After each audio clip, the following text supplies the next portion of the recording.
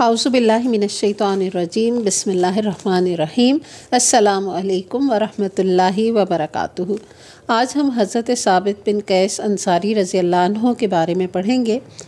ثابت بن قیس انصاری خزرج کے ہر دل عزیز سردار تھے اور یثرب کی گنی چنی شخصیتوں میں سے ایک تھے۔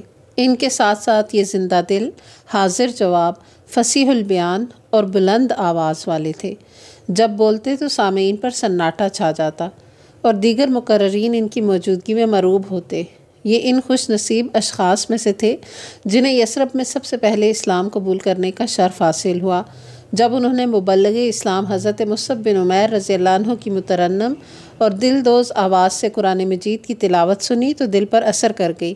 جب قرآنی آیات کی تشریحات سنی تو اللہ سبحانہ و تعالیٰ نے ایمان کے لیے ان کے سینے میں انشراح پیدا فرما دیا، یعنی ان کے دل کو کھول دیا۔ نبی اکرم صلی اللہ علیہ وآلہ وسلم کے جھنڈے کے تلے آ کر ان کی قدر و منزلت اور شان و شوکت کو چار چاند لگ گئے۔ جب رسول اللہ صلی اللہ علیہ وآلہ وسلم ہجرت کر کے مدینہ تشریف لائے تو ثابت بن قیس نے اپنی قوم کے شاہ سواروں کو ساتھ لے کر آپ کا عظیم الشان استقبال کیا۔ آپ کو اور آپ کے رفیق سفر حضرت صدیق اکبر کو خوش آمدید کہا اور آپ کے سامنے نہایت ہی فصیح و بلیغ انداز میں خطاب کیا۔ خطبے کا آغاز حمد و ثنا اور درود و سلام سے کیا اور اختتام ان کلمات پر کیا کہ اللہ کے رسول صلی اللہ علیہ وآلہ وسلم، ہم آپ سے معاہدہ کرتے ہیں کہ ہم دل و جان سے آپ کا ساتھ دیں گے۔ ہم آپ کی اسی طرح حفاظت کریں گے جیسے ہم اپنی جانوں، اپنی اولاد اور اپنی عورتوں کی حفاظت کرتے ہیں۔ اے اللہ کے رسول صلی اللہ علیہ وآلہ وسلم، یہ انداز اختیار کرنے پر ہمیں کیا ملے گا؟ آپ صلی اللہ علیہ وآلہ وسلم نے فرمایا، اس حسن سلوک پر تمہیں جنت ملے گی۔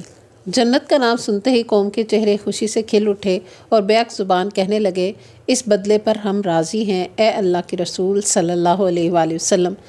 اس دن سے رسول اقدس صلی اللہ علیہ وآلہ وسلم نے ثابت بن قیس رضی اللہ عنہ کو خطیب کا لقب عطا کر دیا، جیسا کہ حضرت حسان بن ثابت رضی اللہ عنہ کو اپنا شاعر ہونے کے اعزاز سے نوازا۔ جب عرب وفود آپ کے سامنے اپنی قوم کے خطباء و شعراء کی فصاحت و تذکرہ کرتے تو آپ اپنے خطیبوں کے مقابلے میں حضرت ثابت بن قیس اور شعراء کے مقابلے میں حسان بن ثابت کو پیش کرتے۔ حضرت ثابت بن قیس پکے مومن، سچے متقی، اپنے رب سے بہت زیادہ ڈرنے والے اور اللہ تعالیٰ کو ناراض کرنے والے کاموں سے بچنے والے تھے۔ ایک روز رسول اقدس صلی اللہ علیہ وآلہ وسلم نے انہیں انتہائی غم و اندوہ میں دیکھا۔ خشیت الہی سے ان کے کندھے کانپ رہے تھے۔ آپ نے دریافت فرمایا، ثابت تمہیں کیا ہوا؟ عرض کی، اے اللہ کے رسول صلی اللہ علیہ وآلہ وسلم، مجھے اندیشہ ہے کہ میں تباہ ہو گیا ہوں۔ آپ نے پوچھا، وہ کیسے؟ عرض کہ اللہ سبحانہ و تعالیٰ نے ہمیں منع کیا تھا کہ ہم ایسے کارناموں پر تعریف کی جائے جو ہم نے سر انجام ہی نہیں دیے، اور میرا دل اس قسم کی تعریف کو پسند کرتا ہے۔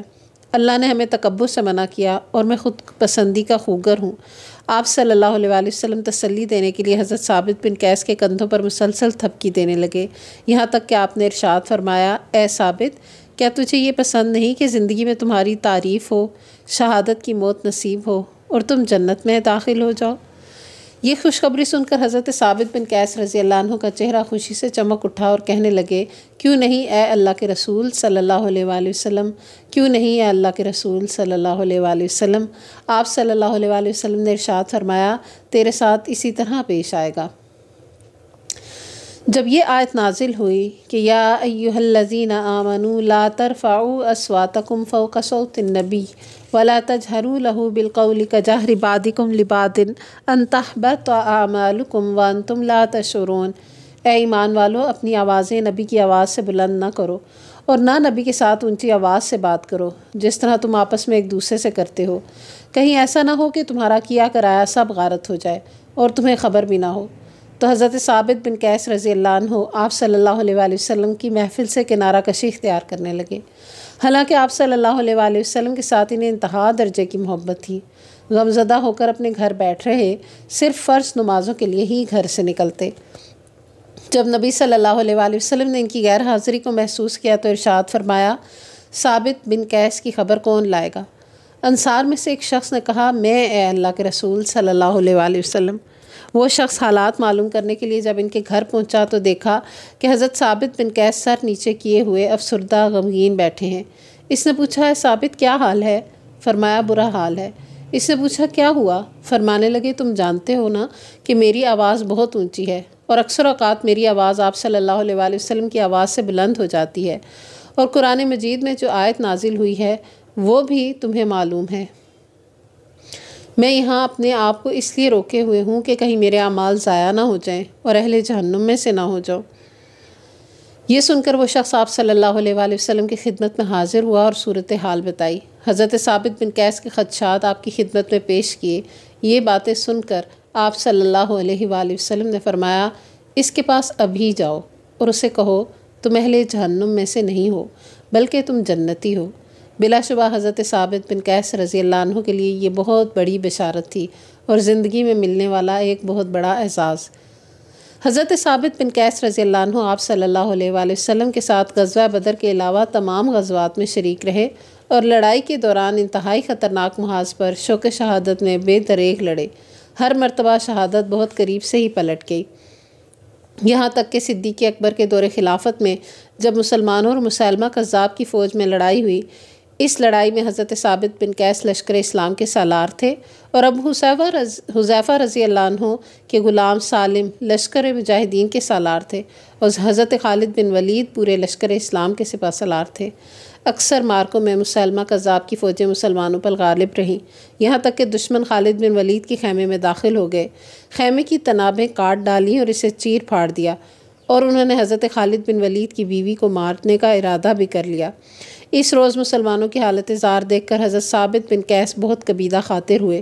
جب مسلمان شکست خوردہ ہو کر ایک دوسرے کو آر دلانے لگے تو ان کا دل غم و اندوہ سے لبریز ہو گیا۔ شہری دیہاتیوں کو بزدلی کا طعنہ دینے لگے اور دیہاتی شہریوں کے متعلق کہنے لگے کہ یہ لڑائی کا فن نہیں جانتے۔ اس نازک موقع پر حضرت ثابت بن قیس رضی اللہ عنہ نے اپنے جسم پر زعفران ملا، سر پر کفن باندھا اور سب کے سامنے کھڑے ہو کر کہنے لگے مسلمانوں، ہم رسول اللہ صلی اللہ علیہ وآلہ وسلم کی موجودگی میں اس طرح نہیں لڑا کرتے تھے۔ بڑے افسوس کی بات ہے کہ دشمن تم پر حاوی ہے، یہ بڑے غضب کی بات ہے کہ تم دشمن کے مقابلے میں پسپا ہو۔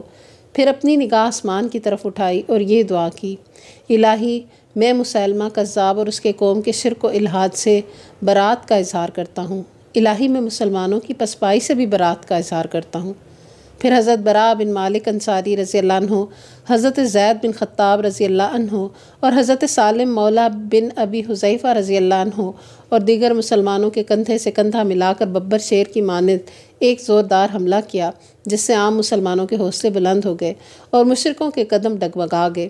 میدان کارزار میں مسلسل ہر طرف دشمن پر کاری ضربے لگاتے رہے اور دشمن کی طرف تیروں کی بوچھاڑ میں بھی بہادری کے جوہر دکھاتے رہے، یہاں تک کہ تیروں سے ان کا جسم بھی چھلنی ہو گیا، اور اسی میدان میں شہادت کے اعلیٰ مرتبے پر فائز ہوئے جس کی بشارت آپ صلی اللہ علیہ وآلہ وسلم نے انہیں دی تھی۔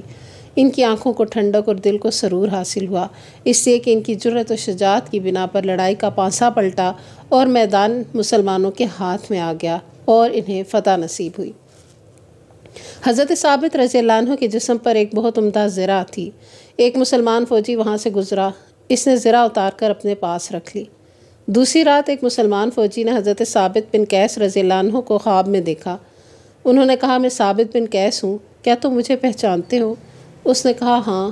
فرمایا میں تمہیں ایک وصیت کرتا ہوں، تم اسے خواب سمجھ کر بھلا نہ دینا۔ کل مجھے مار دیا گیا تو میرے پاس سے ایک مسلمان گزرا جس کا حلیہ یہ ہے، وہ میری زرہ اتار کر اپنے خیمے میں لے گیا ہے۔ وہ خیمہ چھاؤنی کے فلاں کونے پر واقع ہے، وہاں اس نے میری زرہ کو دیگچے کے نیچے رکھ دیا اور دیگچے کے اوپر کجاوا رکھ دیا۔ تم خالد بن ولید کے پاس جاؤ اور اسے کہو کہ وہ کسی شخص کو بھیجے اور وہ میری زرہ اٹھا لائے، وہ ابھی تک اسی جگہ پڑی ہوئی ہے۔ میں تمہیں ایک دوسری وصیت کرتا ہوں، تم اسے خواب سمجھ کر ضائع نہ کر دینا۔ خالد بن ولید سے کہنا کہ جب تم مدینہ منورہ خلیفۃ الرسول صدیق اکبر رضی اللہ عنہ کے پاس پہنچو تو انہیں یہ کہنا کہ ثابت بن قیس رضی اللہ عنہ پر اتنا قرض ہے اور اس کے فلاں اور فلاں 2 غلام ہیں، میرا قرض ادا کر دیں اور میرے غلاموں کو آزاد کر دیں۔